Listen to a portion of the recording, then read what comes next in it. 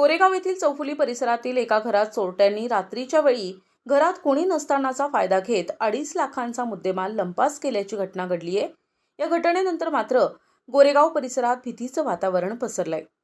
गोरेगाव येथील चौफुली परिसरातील हिंगोली गोरेगाव रस्त्यालगत वंदना अमोल कांबळे या महिलेच्या घरात दिनांक 13 मार्चला वंदना शिंदे या मुलगी आजारी असल्यानं उपचार करण्यासाठी बाहेरगावी गेल्या होत्या। याचाच फायदा घेऊन चोरट्यांनी वंदना शिंदे यांच्या घरामागचा दरवाजाचा कोंडा तोडून घरात प्रवेश केला आणि घरातील अलमारीचं लॉकर तोडून सोन्या चांदीचे दागदागिने, रोख 90,000 रुपयांची रक्कम तसेच बाहेरील एक दुचाकी असा एकूण 2.5 लाखांचा मुद्देमाल चोरट्यांनी लंपास केला होता। वंदना शिंदे ह्या रात्री 10 वाजता घराकडे परत आल्यानंतर हा सर्व प्रकार त्यांच्या निदर्शनास आला। या प्रकरणी वंदना अमोल शिंदे यांनी गोरेगाव पोलीस ठाण्यात दिलेल्या फिर्यादीवरून 15 मार्चला अज्ञातांविरोधात गोरेगाव पोलिसात गुन्हा दाखल करण्यात आला असून चोरट्यांनी रात्री 10 वाजण्याच्या आधी चोरीच्या घटनेनं मात्र परिसरात भीतीचं वातावरण पसरले। तर चोरीच्या घटनेनंतर पोलिसांनी श्वान पथक पाचारण करण्यात आलं होतं। मात्र श्वान पथक चोरट्यांचा मार्ग काढू शकलं नाही। तर चोरीच्या ठिकाणी फिंगर प्रिंट्स तज्ज्ञांनी घेतले असून चोरट्यांनी 2.5 लाखांचा माल लंपास केला असून या अगोदरही गोरेगाव तसेच पोलीस ठाणे हद्दीतील काही गावांमध्ये भुरट्या चोरीच्या घटनेत वाढ झाली असल्यानं नागरिकांमध्ये भीतीचं वातावरण पसरलंय। याकडे पोलिसांनी लक्ष द्यावं अशी मागणी सर्वसामान्य नागरिकातून होत आहे।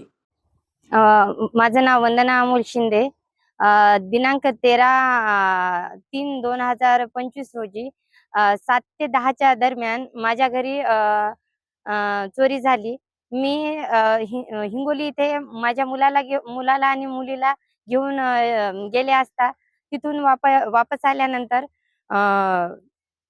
बघितलं तर घरासमोर गाडी नव्हती। गाडी नसल्या कारणास्तव मला वाटलं माझ्या भावाने साईडला गाडी लावली असेल। तिथं तर मला गाडी दिसली नाही, पण घरामागे जे नेट आहे बांधलेली ती वरती झालेली दिसली। ती दिसताक्षणी जराशी मी घाबरली। बघते तर घरामागे दुसरा दरवाजा आहे, त्या दरवाजाजवळ गेले तर ते दरवाजा फोडलेला दिसला। मी घरात कोणत्याच गोष्टीला हात न लावता घरामध्ये जाऊन बघितलं आणि बाहेर येऊन 112ला कॉल केला। 112ची मला तेवढ्या काय लवकर मदत झाली नाही, म्हणून मी पोलीस स्टेशनकडे जात असताना अर्ध्या तासानंतर त्यांची गाडी येताना दिसली। मी त्यांच्यासोबत वापस आली नाही। नंतर मी विनोद झळके API साहेबांना कॉल केला। API साहेबांना कॉल केल्यानंतर तिथून इकडं गाडी पाठवली। आमची मधातच भेट झाली। त्यांच्यासोबत मी वापस आली। वापस आल्यानंतर त्या डायल 112च्या कर्मचाऱ्यांनी जे की अलमारी, दरवाजा ह्या सर्व गोष्टी हाताळल्या आणि थोडं त्या स्वाईन पथकाला बोलवण्याला लेट झाल्या कारणास्तव त्या कर्मचाऱ्यांनी सांगितलं की जे स्वाईन असतो, जो की तो डॉग असतो, त्या डॉगला 24 तासांतच जी स्मेल असते ती स्मेल लक्षात येते। याच्यानंतर आम्ही काही करू शकत नाही। मग ते FIR दाखल करण्याच्या आधीच ह्या गोष्टी झाल्या। FIR दाखल 2 दिवसानंतर केला।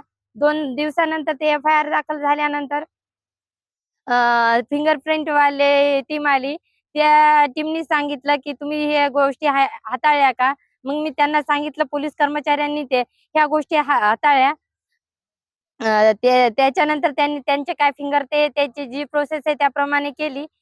पण या गोष्टीमध्ये 2 दिवस लेट झाल्या कारणास्तव नाही, जी गाडी गेली होती ती गाडी दुसऱ्या दिवशी सकाळी 7 वाजता राहुल मैनकर साहेबाचा मला फोन आला, जे की गोरेगावचे बीट जमदार आहेत। त्यांनी सांगितलं की सकाळी रात्री 12 वाजता मी जात असताना मला ती गाडी दिसली आणि सकाळी 9 वाजता मला त्या गाडीच्या ठिकाणी बोलवलं। पण ती कुणी नेली काय नेली आतापर्यंत त्याचा काही तपास लागला नाही। पण जर या गोष्टीची लवकरात लवकर चौकशी व तपास झाला नाही तर मी संविधानिक पद्धतीने मी पुढची प्रोसेस करेल। NTV news Marathi, Hingoli.